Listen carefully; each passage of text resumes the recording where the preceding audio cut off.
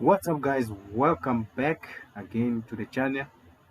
Now guys, we have another function that we need to find the integral of it. As you can see, this time we have s and then we have dx over 2x. How are we gonna do this one, guys? This is not something that you should be worried about, to be honest with you guys. But if you think you can do this one, how about you pause this video and let's do it, and let's see if your answer is going to be the same as the one that I'm going to get here. But before I start doing this problem, I would like to invite you guys to subscribe to the channel if you are new on this channel, and do not forget to click the bell icon, because I'm going to upload lots and lots of videos.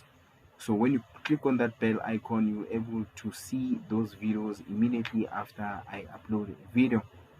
Again, guys, if it so happen that you want to learn about other chapters that I've already done, you can go to the playlist section of this channel and go and watch those chapters.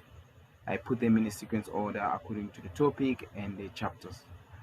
All right, guys, so let's do this one. So what you need to know here is that you need to simplify this so that it can look familiar. Already I can solve this because I can see what is happening here, but you need to simplify it. You can do this, guys, to simplify this one.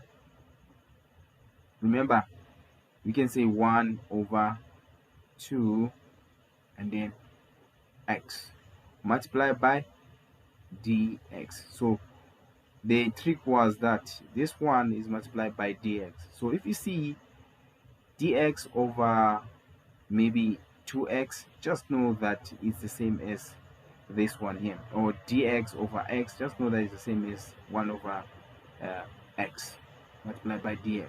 So from here now you can see that you have n here as your -1, because if we take this x to the numerator, our exponent, which is n, is going to be -1. Be very careful of that.